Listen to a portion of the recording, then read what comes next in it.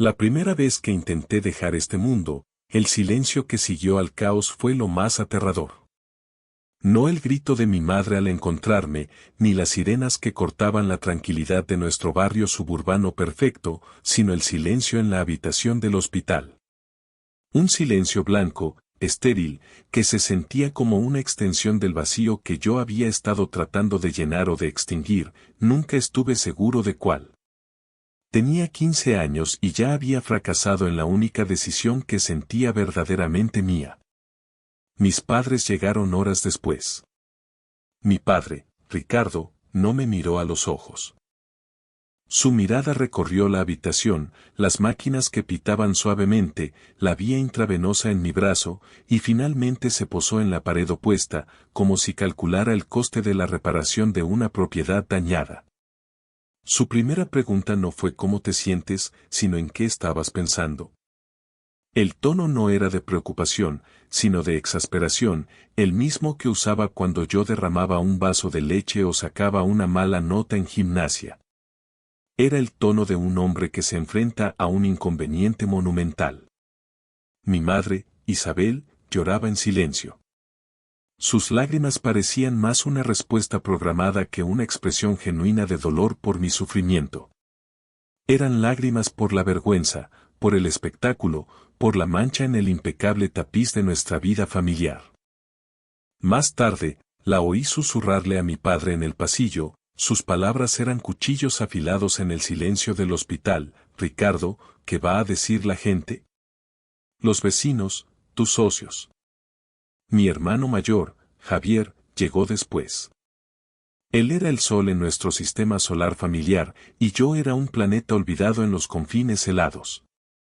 Entró con una arrogancia apenas disimulada, una sonrisa torcida que no llegaba a sus ojos. Se detuvo al pie de mi cama y me miró como si yo fuera un insecto interesante que acababa de encontrar. Así que finalmente lo hiciste, campeón, dijo, su voz goteando sarcasmo. Siempre tan dramático. Nadie lo reprendió. Nadie le dijo que se callara. Su crueldad era una parte aceptada de nuestra dinámica familiar, era la forma en que endurecía a su hermano menor. Siempre había sido así. Los insultos en casa, los eres un debilucho, un llorón, una decepción. Las humillaciones frente a sus amigos. Mis intentos de hablar con mis padres eran recibidos con un encogimiento de hombros. Es cosa de hermanos, decía mi padre. Javier solo está jugando. Necesitas aprender a defenderte. Pero, ¿cómo te defiendes cuando los árbitros están del lado del otro equipo? El acoso en la escuela era solo un eco del que sufría en casa.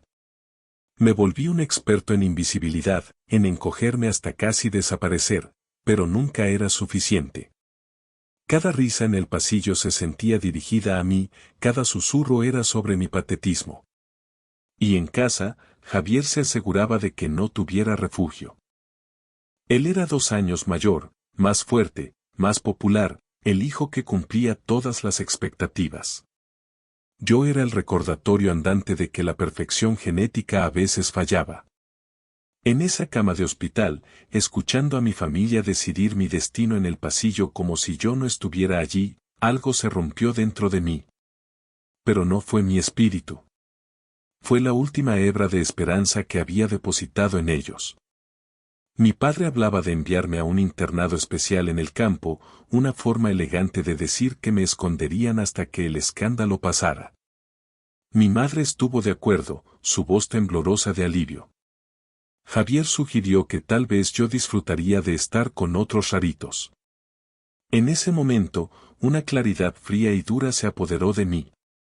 El intento de suicidio no había sido mi verdadero error. Mi error había sido creer, aunque fuera una pequeña parte de mí, que ellos se preocupaban. Mi error había sido esperar amor de donde solo había decepción y vergüenza. El vacío no desapareció, pero cambió de forma.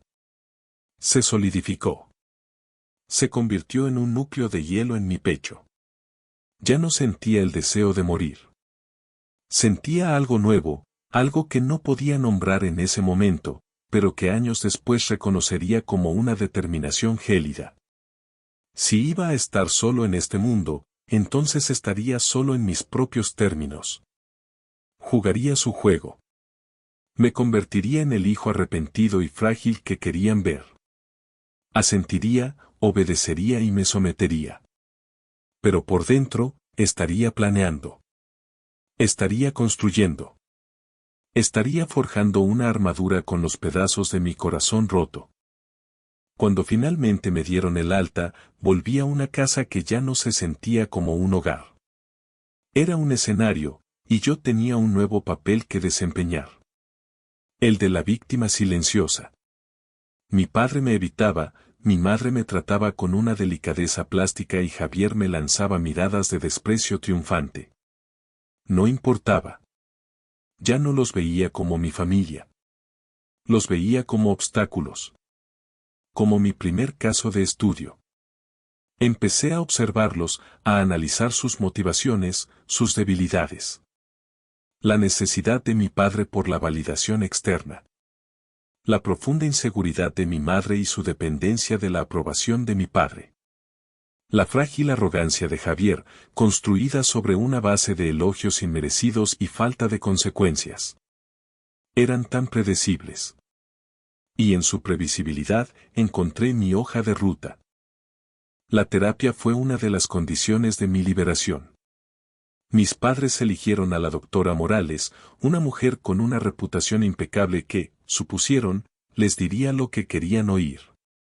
Pero la doctora Morales era diferente.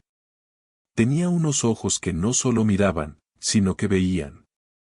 En nuestra primera sesión, después de escuchar mi versión ensayada y pasiva de los acontecimientos, se inclinó hacia adelante y dijo, «Esa es la historia que tu familia quiere que cuentes. Ahora cuéntame la tuya». Y por primera vez en años, lo hice. Le conté todo. El tormento, la soledad, la indiferencia. El momento en el hospital. El frío que se había instalado en mi interior. No lloré. Hablé con una precisión clínica, como si describiera la vida de otra persona. Ella escuchó, sin interrumpir, y cuando terminé, hubo un largo silencio. Temí que me dijera que estaba roto, que era un caso perdido. En cambio, dijo algo que se convirtió en la piedra angular de mi nueva vida, el dolor que sientes es real. La injusticia que has sufrido es profunda. Pero lo que decidas construir con esas piedras es enteramente tuyo. Construir, esa palabra resonó en mí. Ellos habían intentado enterrarme. No sabían que yo era una semilla. Empecé a construir. En la superficie, era un estudiante modelo y un hijo obediente. Sacaba buenas notas, hacía mis tareas, hablaba solo cuando me hablaban. Me volví invisible de nuevo, pero esta vez era una invisibilidad estratégica. Era un camuflaje. Debajo de esa superficie, mi mente ardía. Devoraba libros de psicología, sociología, filosofía. Quería entender la dinámica del poder, la naturaleza del trauma, la mecánica de la resiliencia. La doctora Morales me guiaba, recomendándome lecturas, desafiando mis conclusiones, ayudándome a canalizar mi ira fría en algo productivo. Me enseñó a establecer límites, a reconocer la manipulación, a encontrar mi propio valor fuera del reflejo de los ojos de mi familia. Mientras tanto, Javier continuaba su reinado como el príncipe heredero. Sus logros, a menudo mediocres pero siempre ruidosamente celebrados, eran el centro de todas las conversaciones en la cena.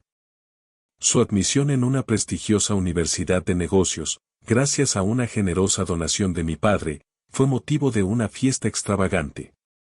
Yo permanecí en las sombras, observando, aprendiendo. Empecé a trabajar a tiempo parcial en una librería. El dinero que ganaba lo ahorraba religiosamente.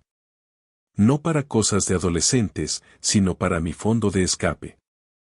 Cada billete que guardaba era un ladrillo en el muro que estaba construyendo entre mi pasado y mi futuro. Mi familia apenas lo notó. ¿No deberías estar estudiando?, preguntaba mi padre con desdén. Es bueno que el chico haga algo útil, aunque sea poco, comentaba Javier a sus amigos por teléfono, lo suficientemente alto para que yo lo oyera. No sabían que en esa librería tranquila, estaba encontrando más que un sueldo. Estaba encontrando historias de supervivencia, de triunfo, de esperanza. Estaba viendo a gente de todos los ámbitos de la vida buscar consuelo y conocimiento en las páginas de los libros. Empecé un pequeño blog, de forma anónima. Escribía sobre la soledad, sobre sentirse un extraño, sobre la presión de ser perfecto. No contaba mi historia, no directamente, pero tejía mis sentimientos en ensayos y reflexiones. Para mi sorpresa, la gente respondió.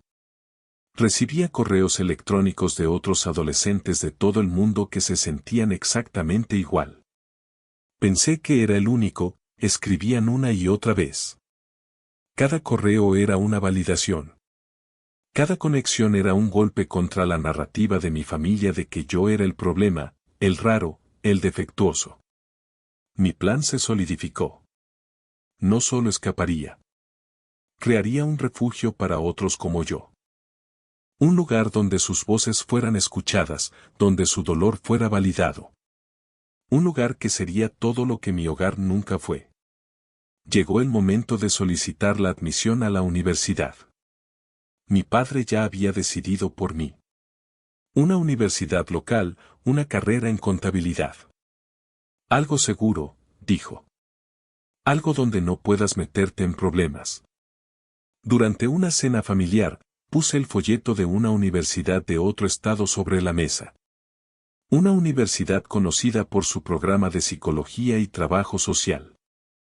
El silencio que cayó fue pesado y hostil. Mi padre lo miró como si hubiera puesto una serpiente en la mesa. ¿Qué es esto?, espetó. Es donde voy a ir, respondí, mi voz tranquila y firme. La había practicado con la doctora Morales durante semanas. He sido aceptado. Con una beca completa. La cara de mi padre pasó del rojo al púrpura. Absolutamente no. No te irás a la otra punta del país a estudiar tonterías hippies.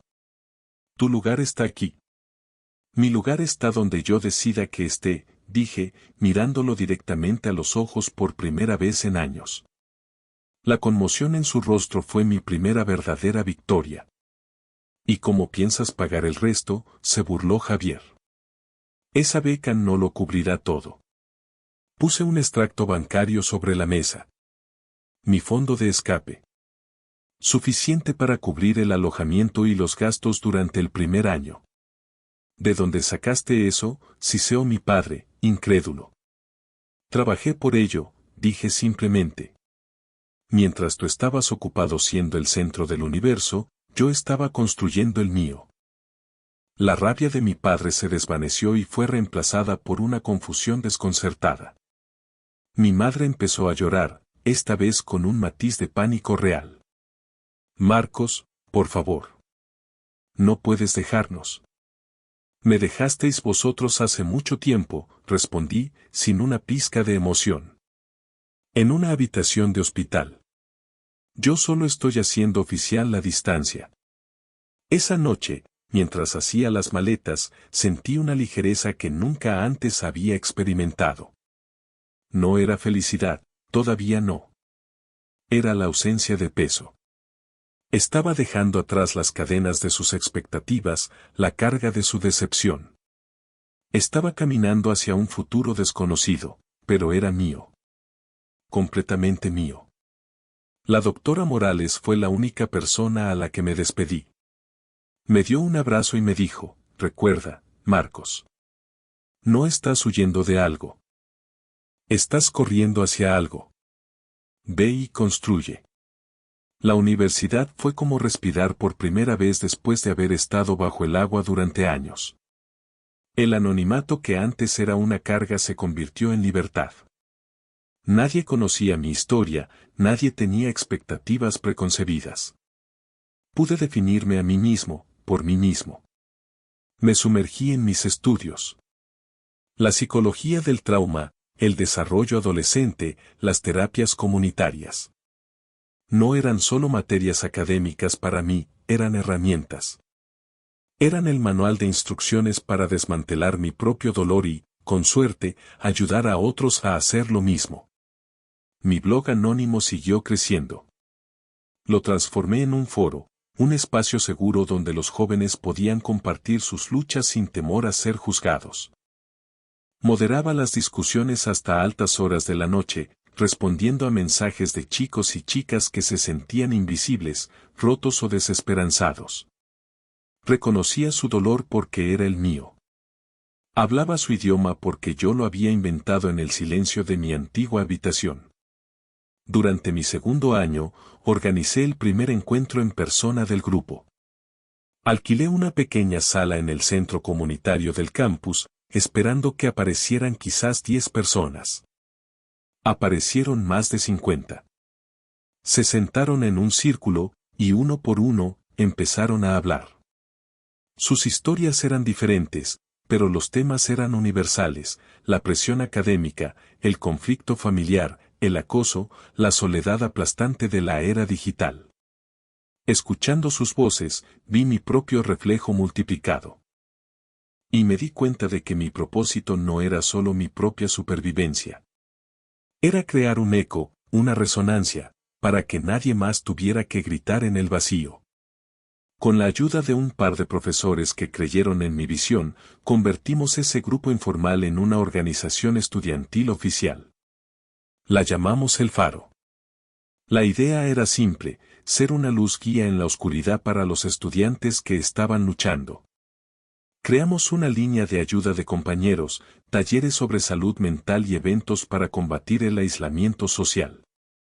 Mientras tanto, las noticias de mi casa llegaban en fragmentos, a través de llamadas telefónicas cada vez más esporádicas de mi madre. Javier, el hijo dorado, estaba empezando a deslustrarse. Había abandonado la prestigiosa Universidad de Negocios después de 2 semestres. Aparentemente, la libertad sin supervisión y sin las consecuencias amortiguadas por mi padre resultó ser demasiado para él. Acumuló deudas de juego, se metió en problemas menores con la ley. Mi padre pagó para que todo desapareciera, pero la decepción en la voz de mi madre era palpable. Intentaban culparme. Desde que te fuiste, todo ha sido más difícil, me dijo mi madre una vez. Javier te echa de menos. La ironía era tan amarga que casi me reí. Javier no me echaba de menos a mí, echaba de menos el espejo oscuro que yo representaba, el que hacía que su propio reflejo brillara más. Sin mí como el fracaso designado, sus propias grietas se estaban volviendo imposibles de ignorar. Me gradué con los más altos honores. El día de la ceremonia, mis padres no asistieron. Alegaron que el viaje era demasiado caro, una excusa transparente considerando el dinero que habían gastado en los problemas de Javier. Pero no me importó. Mi verdadera familia estaba allí: la doctora Morales, que había conducido 6 horas para verme, y una docena de miembros del Faro, que gritaban mi nombre desde las gradas. Ese fue el día en que la ligereza se convirtió en algo parecido a la alegría. Después de la graduación, tomé una decisión audaz. En lugar de seguir una carrera tradicional, decidí convertir el Faro en una organización sin ánimo de lucro a tiempo completo. Con las credenciales que había construido, el éxito documentado del programa en el campus y una pasión que era innegable, empecé a solicitar subvenciones y a buscar donantes. Fue un trabajo agotador y a menudo desalentador, lleno de rechazos y puertas cerradas. Pero cada vez que estaba a punto de rendirme, recordaba esa habitación de hospital, la frialdad de las palabras de mi padre. Recordaba el propósito que había forjado en ese fuego. Mi gran oportunidad llegó a través de una fundación dirigida por una mujer cuyo propio hijo se había suicidado en la universidad. Vio en el Faro lo que ella desesperadamente había deseado para su hijo: una comunidad, un lugar seguro. Su subvención inicial fue sustancial. Nos permitió alquilar un pequeño espacio de oficina, contratar a un par de consejeros a tiempo parcial y lanzar un sitio web adecuado con recursos en línea. El faro comenzó a crecer más allá del campus, llegando a las escuelas secundarias locales y a otras universidades. Mi nombre empezó a aparecer en artículos locales, primero como una pequeña nota de interés humano, luego en reportajes más grandes sobre la crisis de salud mental juvenil. Nunca busqué la publicidad, pero la usé como una herramienta para ampliar nuestro alcance. La vindicación final llegó de una forma que nunca podría haber planeado. Fue un martes por la tarde. Estaba en nuestra nueva oficina, un espacio luminoso y abierto lleno de pizarras con ideas y mensajes de esperanza, el polo opuesto a la casa sofocante en la que crecí. Mi asistente me dijo que tenía visitas. Eran mis padres y Javier. No los había visto en persona en casi 5 años. Su aparición fue un shock. Parecían más viejos, más pequeños. La confianza de mi padre había sido reemplazada por una especie de cansancio tenso. Los ojos de mi madre estaban hinchados y enrojecidos. Javier. Javier era una sombra de sí mismo. La arrogancia se había ido, sustituida por una mirada hosca y derrotada. Los hice pasar a mi oficina. Se sentaron torpemente en las sillas frente a mi escritorio. El silencio se extendió. Era un silencio muy diferente al del hospital. Este estaba lleno de su incomodidad, no de la mía. Finalmente, mi padre habló, su voz desprovista de su antiguo autoritarismo. Marcos. Hemos visto lo que estás haciendo. Es impresionante. No era un cumplido, era una admisión de asombro, como si una piedra que había desechado de repente se hubiera convertido en oro. Mi madre fue más directa. Estamos en problemas, hijo. Javier, su voz se quebró. Javier no levantó la vista del suelo. Resultó que sus problemas habían escalado. Deudas masivas, una adicción que ya no podían ocultar ni pagar, problemas legales que esta vez eran serios. Habían agotado sus ahorros, habían hipotecado la casa. Habían venido a mí como su último recurso. Necesitamos ayuda, dijo mi padre, la palabra le costaba salir.